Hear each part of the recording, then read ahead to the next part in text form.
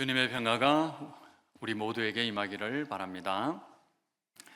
여러분은 드라마를 고를 때 무엇을 기준으로 고릅니까? 우리가 시간이 많으면 드라마를 다 볼 수 있겠지만 시간이 부족하기 때문에 선택을 하고 고를 수밖에 없지 않습니까? 저는 개인적으로 작가가 어떤 시선으로 사람을 바라보느냐, 그 기준을 가지고 드라마를 봅니다. 최근에 재미있게 봤던 드라마는 폭삭 속가수다라고 하는 드라마죠. 굉장히 감명 깊게 봤기 때문에 여러분들에게 여러 번 이야기하는 것 같습니다. 그 드라마를 보면 작가의 시선이 따뜻하게 느껴집니다. 세상의 풍파, 어려움이 많았지만 우리 부모님은 그 자리를 지켜주셔서라고 하는 부모에 대한 고마운 마음, 그 고마움의 시선으로 사람을 바라보고 있다는 것을 느낄 수가 있죠. 소설을 볼 때도 마찬가지입니다.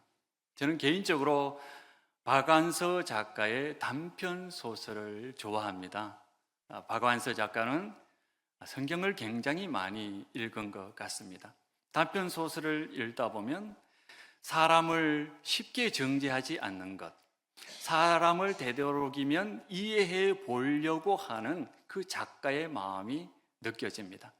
겉으로 보기에는 정죄받아야 될 그 사람들일지라도 박완서 작가는 우리에게 아니, 저 사람은 그냥 우리가 쉽게 정죄할 사람이 아니야, 다른 면도 있어, 이런 시각으로 한번 저 사람을 보면 너가 잘 이해할 수 있을 거야 라고 하는 그런 마음이 느껴집니다. 러시아 소설가 중에 도스토옙스키가 있죠. 그분의 소설을 읽으면 인간에 대한 연민, 긍휼, 그것을 느낄 수 있습니다. 실제로 이 도스토옙스키는 이 세상에서 자신이 가장 존경했던 사람이 누구였을까요? 바로 예수 그리스도입니다. 완벽한 인간, 이 세상 모든 인류가 바라보며 닮아가야 될 사람은 예수 그리스도다, 이렇게 이야기를 했거든요. 그래서 한평생 예수님을 사랑했기 때문에 예수님 가슴 속에 있는 그 연민, 긍휼이 바로 그의 소설 속에 등장하는 모든 인물을 바라보는 시선이 되었습니다. 그렇다면 예수님의 이 연민과 긍휼은 도대체 어디에서 온 것일까요? 오늘 시편 말씀을 읽어보면 그 연민과 긍휼은 바로 아버지 하나님으로부터 왔다는 것을 알 수가 있습니다. 우리 13절 우리 함께 읽어보도록 하겠습니다. 13절입니다. 아버지가 자식을 긍휼히 여김같이 여호와께서는 자기를 경외하는 자를 긍휼히 여기시나니. 하나님은 우리를 긍휼히 여기신다. 그 긍휼이 문학에서는 인간에 대한 연민으로 나타납니다. 17절도 마찬가지죠. 우리 17절 함께 읽어보겠습니다. 여호와의 인자하심은 자기를 경외하는 자에게 영원부터 영원까지 이르며 그의 의는 자손의 자손에게 이르나. 인자하심은 바로 하나님의 사랑이죠. 사랑 중에서도 그냥 사랑이 아니고 변함없는 사랑을 이야기를 합니다. 아버지 하나님의 이 연민과 긍휼, 변함없는 사랑, 그것이 바로 예수 그리스도의 가슴 속에 육화되었습니다. 그래서 예수님을 바라보는 사람들은 자신도 모르게 예수님의 이 마음을 가지고 세상을 바라보게 됩니다. 왜 아버지 하나님은 이 연민과 긍휼, 변함없는 사랑으로 우리 인간을 바라볼까요? 인간은 바로 먼지와 같은 존재이기 때문입니다. 우리 인생은 그냥 두면 흙덩어리에 지나지 않습니다. 교회에 다니지 않는 사람에게 인생은 흙에서 와서 흙으로 간다라고 이야기를 하면 다 공감을 합니다. 본능적으로 우리 인생이 흙이라고 하는 것을 잘 알 수가 있습니다. 하나님을 믿는 사람이든 하나님을 믿지 않는 사람이든 인생은 허무하고 안개와 같고 한 줌의 먼지일 뿐이다 라고 하는 그 말에는 공감을 합니다. 오늘 성경에 보면 이것을 아주 구체적으로 표현하고 있습니다. 14절 하반절에 보면 우리가 단지 먼지뿐임을 기억하심이로다 이렇게 이야기를 하고 있습니다. 먼지뿐임을. 여기서 먼지라고 하는 말은 히브리어로 아파르인데 물기가 하나도 없는 아주 미세한 먼지를 이야기를 합니다. 바람이 조금만 불어도 훅 날아가 버리는 것, 물기가 조금도 없는 아주 바싹 마른 그런 먼지입니다. 그냥 두면 날아가 버리는 존재이죠. 그런데 먼지와 같은 흙도 물이 있으면 어떻게 됩니까? 물이 있으면 뭉쳐집니다. 형체가 됩니다. 잘 부으면 작품이 될 수 있습니다. 그래서 하나님께서는 긍휼과 연민, 사랑의 눈물로 먼지 같은 우리를 뭉쳐서 흙이 되게 하고 흙덩어리 같은 우리에게 사랑과 정성을 불어넣으셔 작품을 만드는 것이 바로 하나님 아버지의 사랑입니다. 마태복음 8장에 보면 한센병 환자 이야기가 나옵니다. 예수님께서 산에서 내려오시자 자기에게 찾아오는 한센병 환자를 만납니다. 성경에는 이 한센병 환자를 문둥병자로 번역해 놓고 있습니다. 요즘은 공적인 자리에서는 중립적인 단어를 사용해야 됩니다. 그런데 왜 한국 성서 공예는 이 말을 한센병으로 번역해 놓지 않고 여전히 문둥병자다 이렇게 사용할까요? 그것은 문둥병자라고 하는 말 속에는 버림받은 사람의 비참함이 포함되어 있기 때문입니다. 문둥병자라는 그 단어 속에는 사람들의 차가운 시선이 녹아 있습니다. 저 사람은 버림받아야 되고, 저 사람은 우리 공동체에 들어오면 안 되고, 저 사람은 우리 가족으로부터 멀어져야 되는 사람이다 라고 하는 차가운 선입관이, 차가운 시선이 문둥병자다라고 하는 그 말에 포함되어 있습니다. 이런 사람은 어떻게 될까요? 시간이 지나면 먼지처럼 사라집니다. 아무도 기억하지 않습니다. 시간이 조금 더 흐르면 바람에 불어 시간이라고 하는 바람에 불어서 날아가 버리는 존재, 바로 문둥병자이죠. 그런데 예수님은 이 문둥병자를 불쌍히 여겼습니다. 그 병자를 보자마자 마음속에 한없는 긍휼과 연민이 움직이기 시작했습니다. 마음이 가면 손이 움직이죠. 이 한센병 환자가 예수님께 주님께서 원하시면 저를 고쳐주실 수 있습니다 이렇게 말을 했습니다. 그러자 예수님께서 곧장 말합니다. 내가 원하노니 깨끗함을 받아라. 그러면 낫겠죠. 그런데 예수님께서 말씀으로 고치셨는데 그와 동시에 굳이 손을 내밀어 그를 만집니다. 피부가 썩어서 피부오름이 가득한 피부, 그 옷에 먼지와 점여져 있으니까 그 옷이 얼마나 더럽겠습니까? 그런데요, 그 온갖 불결함에도 불구하고 예수님의 이 연민, 긍휼, 사랑이 마음을 움직였기 때문에 손이 그의 어깨에 닿았습니다. 이렇게 예수님의 가슴 속에는 연민과 긍휼, 사랑, 이 아버지 하나님의 그 사랑이 가득해 있습니다. 오늘 다시 한번 본문으로 돌아와 보겠습니다. 이런 먼지를 모아서 주님은 물을 붓고 손으로 이겨서 덩어리를 만들고 우리 인생을 만들었습니다. 먼지로 만들어진 그것이 풀이 되고 꽃이 되었습니다. 15절입니다. 인생은 그날이 풀과 같으며 그 영화가 들의 꽃과 같도다. 저는 이 말씀을 읽고 엄청 놀라운 하나님의 은혜를 경험했습니다. 작은 바람에도 훅 날아가 버리는 이 먼지 같은 인생을 주님의 정성과 눈물로 뭉쳐서 덩어리가 되게 하고 그것을 자라게 하고 그것으로 꽃이 되게 했구나. 하나님의 그 놀라운 은혜이지 않습니까?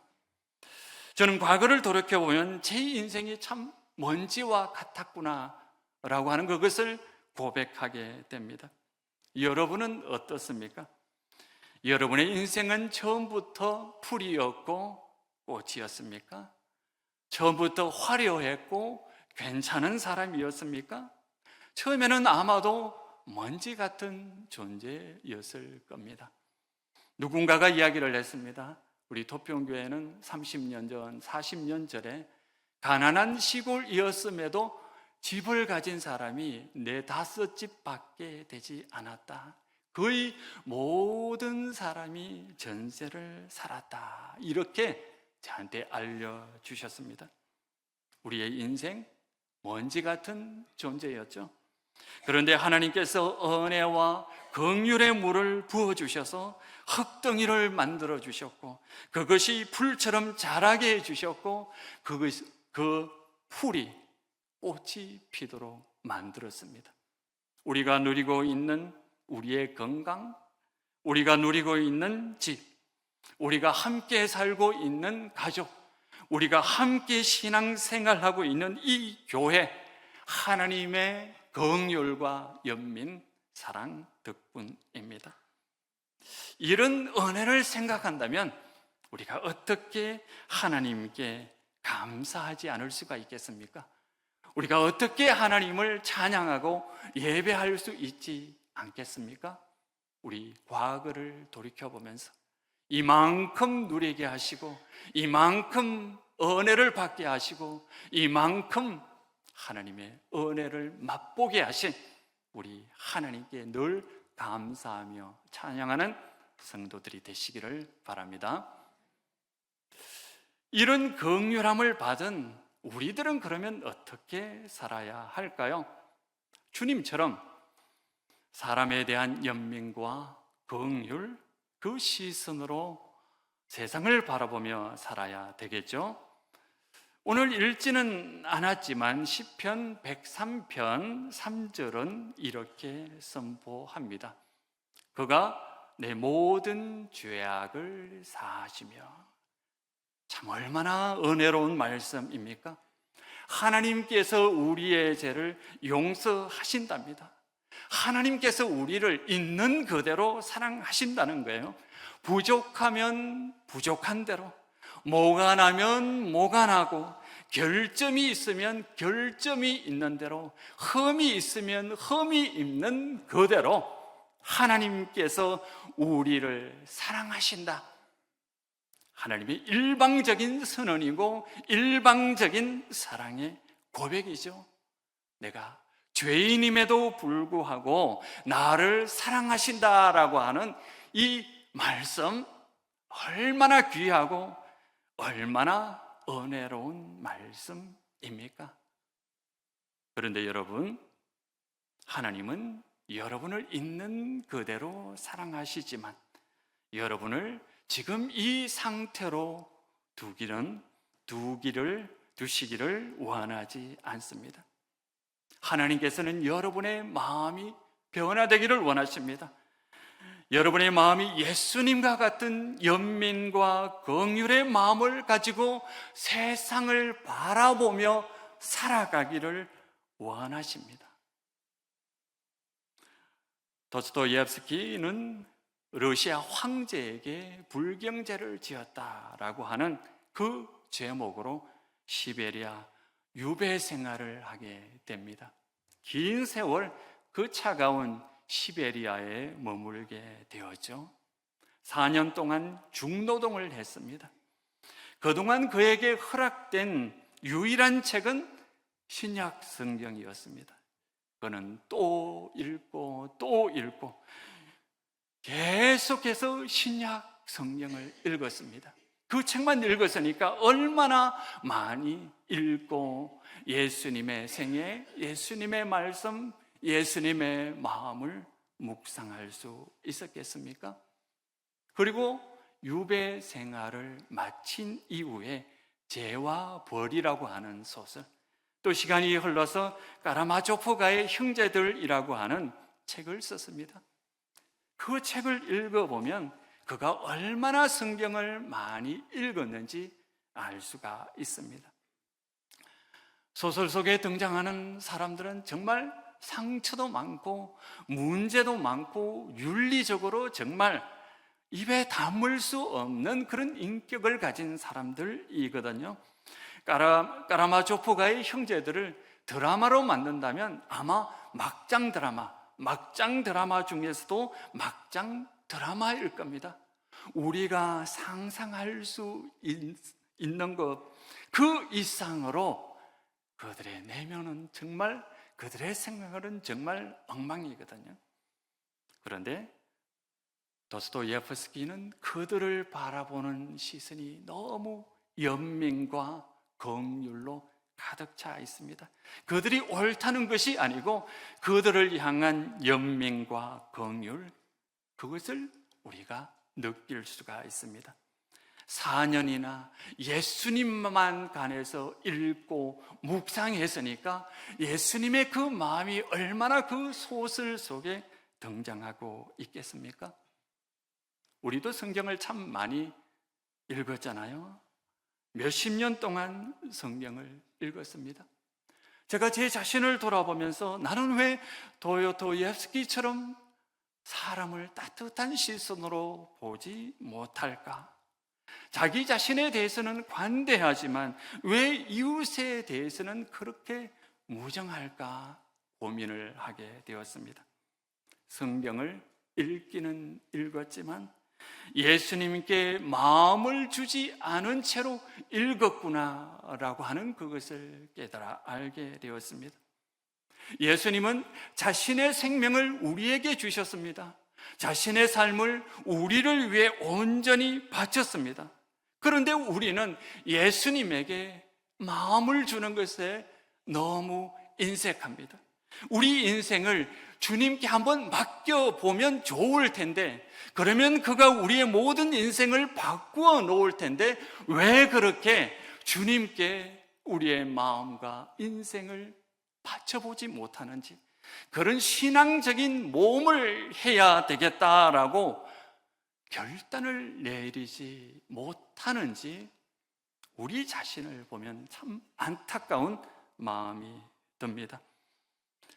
우리 다 주님께서 우리의 모든 것을 바꾸어 놓으실 것이다 라고 하는 그 생각을, 믿음을 가지고 결단하는 우리들이 되기를 바랍니다.